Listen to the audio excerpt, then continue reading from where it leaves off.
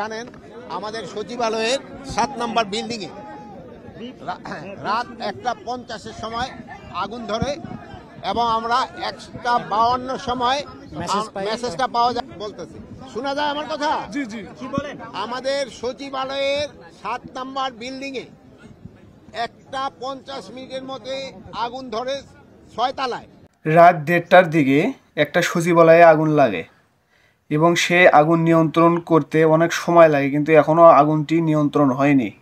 এটা নিয়ে আগুন নিয়ে কি হয়েছিল, কে আগুন লাগিয়েছে, এটা নিয়ে অনেক কিছু বলেছেন স্বরাষ্ট্র উপদেষ্টা। এই স্বরাষ্ট্র উপদেষ্টা এই আগুন নিয়ে কি বলেন আজকে আমরা সেটাই দেখব। আপনারা কেউ ভিডিওটি টেনে টেনে দেখবেন না, ভিডিওটি টেনে টেনে দেখলে কিছুই বুঝতে পারবেন না। চলুন এখন আমরা বেশি দেরি না করে ভিডিওটি দেখে আসি যে স্বরাষ্ট্র উপদেষ্টা কি বলেন।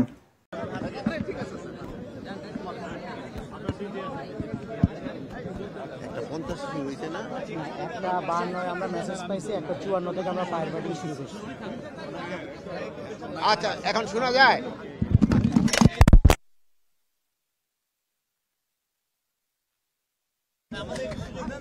ধরে রাখেন, কেউ হাতটা ধরে রাখেন, হাতটা ধরে রাখেন।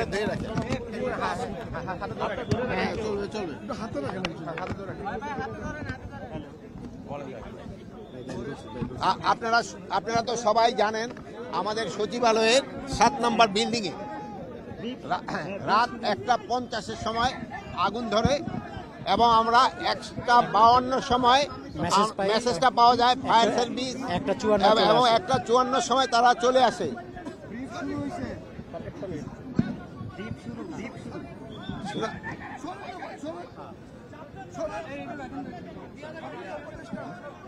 আমি আবারও বলতেছি যে আমাদের সচিবালয়তে আমাদের আপনারা কথা বলতে আমি কি বলবো বলেন, আমি বলি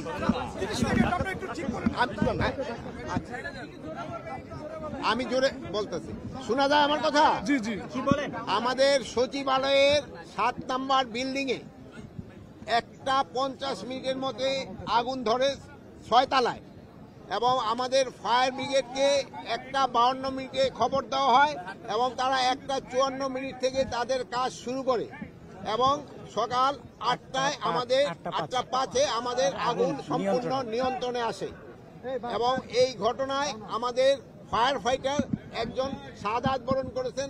আল্লাহ তাকে বেহেশত নসিব করুক, ইন্না লিল্লাহি ওয়া ইন্না ইলাইহি রাজিউন। উনি হলো